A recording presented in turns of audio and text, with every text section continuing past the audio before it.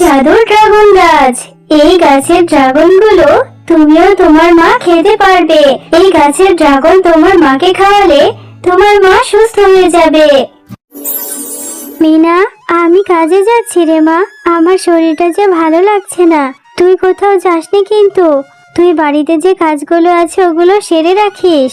আচ্ছা মা, তুমি চিন্তা করো না, আমি সব কাজ সেরে রাখবো। আর তোমার তো শরীরটা ভালো না মা, তুমি তো অসুস্থ। ডাক্তার তো বলেছে তোমাকে বাড়িতে থেকে রেস্ট করতে। তাহলে তুমি কাজে যাচ্ছ কেন? তুমি কাজে যেও না মা। আমি কাজ করতে না গেলে সংসারটা কি করে চলবে রে মা? এখন তো শরীরটা ভালোই আছে, কিচ্ছু হবে না। তুই বাড়ির কাজগুলো করে রাখিস তাহলেই হবে। আমার জন্য এত চিন্তা করতে হবে না। আচ্ছা মা, তাহলে তুমি আমাকে তোমার সাথে নিয়ে যাও। বাঘিনী ম্যাডামের বাড়িতে যত কাজ আছে আমি করে দেব, তোমাকে কষ্ট করতে হবে না। পাগলি মেয়ে আমার, তুই কি আর অত ভারী ভারী কাজ করতে পারিস? আমার কিচ্ছু হবে না রে মা, তুই নিজের খেয়াল রাখিস। আমি এবার আসি। আচ্ছা মা, যাও। তুমিও নিজের খেয়াল রেখো, সাবধানে থেকো। হ্যাঁ রে শেফা, কটা বাজে? এত বেলা করে কাজে আসলি? এভাবে কাজ করলে কি হবে? মাইনেটা তো আর কম নিস না, মাস শেষে ঠিকই নিয়ে নিস। এভাবে কেন কাজে আসিস? বাঘিনী ম্যাডাম, আমার শরীরটা যে ভীষণ খারাপ গো, এজন্যই কাজে আসতে একটু দেরি হয়েছে। আবার পথে একটু জিরিয়ে নিয়েছিলাম, হাঁপিয়ে যাই যে, বেশিক্ষণ হাঁটতে পারি না। সমস্যা নেই, আমি সময় মতো আপনার সব কাজ সেরে দেব। রোজ রোজ শরীর অসুস্থ বলে আর কত কাজে ফাঁকি দিবি শেফা? এভাবে করলে আর হবে না, না হলে কিন্তু এ মাসে মাইনে থেকে বেতন কেটে রাখবো। যা, তাড়াতাড়ি কাজে লেগে পড়, সব কাজ সেরে ফেল। কাল থেকে সঠিক সময়েই চলে আসব, আর আমি সময় মতো আপনার সব কাজ করে শেষ করে দেব। এরপর শেফা শিয়ালিনী যখন কাজ করছিল, হঠাৎ করে সে মাথা ঘুরে পড়ে যায়। হায় হায় রে, এই অসুস্থ শেফা শিয়ালিনী দেখছি অজ্ঞান হয়ে পড়ে আছে। একে যে করেই হোক তাড়াতাড়ি ডাক্তার দেখানোর ব্যবস্থা করতে হবে। একে হসপিটালে নিতে হবে। ডাক্তার, আমার মায়ের কি হয়েছে? আমার মা এভাবে অসুস্থ হয়ে পড়ে আছে কেন? আমার মাকে সুস্থ করে দিন। আমার মা ছাড়া যে আমার কেউ নেই। মিনা, তোমার মায়ের শরীর অসুস্থ হয়েছে কারণ তোমার মায়ের শরীর খুব দুর্বল। তোমার মায়ের শরীরে রক্তশূন্যতা দেখা গেছে।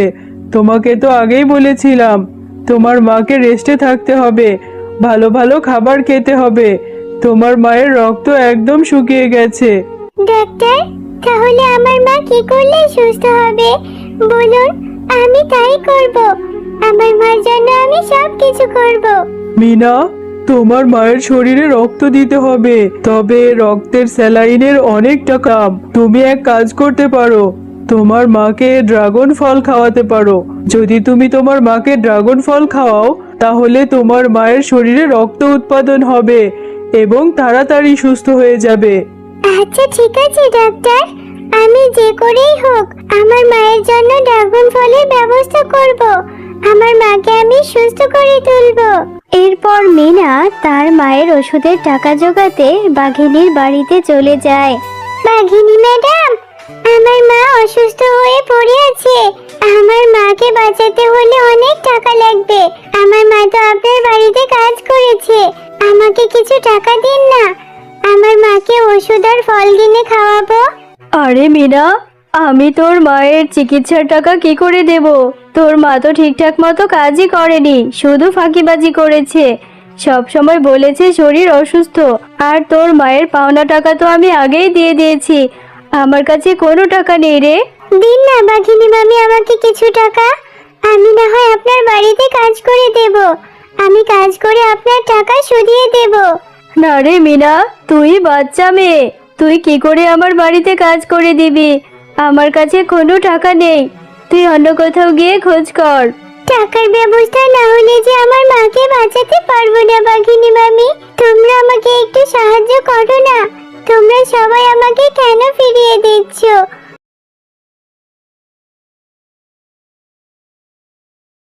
কেউ আমাকে টাকা দিয়ে সাহায্য করলো না। আমি এখন কোথায় যাব, কার কাছে যাব? টাকা না পেলে যে আমার মাকে বাঁচাতে পারবো না। আমি কোথায় গিয়ে একটু ড্রাগন ফল পাবো? ড্রাগন ফল খেলে যে আমার মা সুস্থ হয়ে যাবে। কিরে মিনা, কোথায় গিয়েছিলি? তোকে কখন থেকে দেখি না। সেই সকালে না খেয়ে বেরিয়েছিস, এতক্ষণ কোথায় ছিলি? মা, আমি বাঘিনী মামির বাড়িতে গিয়েছিলাম তোমার চিকিৎসার জন্য কিছু টাকা চাইতে। বাঘিনী মামি আমাকে দিল না, আমাকে কেউ সাহায্য করলো না। আমি কোথায় টাকা পাবো মা? টাকা ছাড়া যে তোমাকে বাঁচাতে পারবো না। মারে, তুই এত চিন্তা করিস না রে। তুই ঠিকঠাক মতো খাওয়া দাওয়াও করছিস না, তুইও যে অসুস্থ হয়ে যাবি। যা, কিছু একটা খেয়ে নে, আর আল্লাহ একটা ব্যবস্থা করেই দেবে। আমারও তো বয়স হয়েছে, আমি আর কতদিনই বা বাঁচবো বল? মা, তুমি একথা একদমই বলবে না। তুমি সুস্থ হয়ে যাবে, আমি যে করেই হোক তোমাকে সুস্থ করে তুলবো। তুমি ছাড়া যে আমার কেউ নেই মা। আমি যে করেই হোক একটা ব্যবস্থা করতেই হবে আমাকে। বাঘ মামা, ও বাঘ মামা, আমাকে কিছু ড্রাগন ফল দাও না। আমি তোমাকে কিছুদিন পরে টাকা পরিশোধ করে দেব। আমার মা যে ভীষণ অসুস্থ, আমার মাকে বাঁচাতে হলে ড্রাগন ফল খাওয়াতে হবে। আরে মিনা, তুই এসেছিস বাকিতে ড্রাগন চাইতে? না না, আমি বাকিতে কোনো ফল বিক্রি করি না। যা তো এখান থেকে, বিরক্ত করিস না। বাঘ মামা, তুমি আমাকে তোমার দোকানে কাজে রেখে দাও। আমি তোমার দোকানে কাজ করে যে বেতন পাবো সেখান থেকে তুমি টাকা কেটে রেখো। তুই বাচ্চা মেয়ে কি কাজ করবি? আর আমার দোকানে কোনো কাজের লোক লাগবে না। যা তো এখান থেকে। ওই যে দেখ, নিচে একটা ড্রাগন পড়ে আছে, ওটা নিয়ে যা। ওটা নিয়ে গিয়ে তোর মাকে খাওয়া। আমাকে অযথা বিরক্ত করিস না। আচ্ছা বাঘ মামা, ঠিক আছে। আমি তাহলে নিচের ওই ড্রাগন ফলটাই নিয়ে আমার মাকে দিই। আমার মা ওটা খেলে যদি সুস্থ হয়। এরপর টুম্পা মাটিতে পড়ে থাকা সেই ড্রাগনটি নিয়ে বাড়িতে চলে যায়।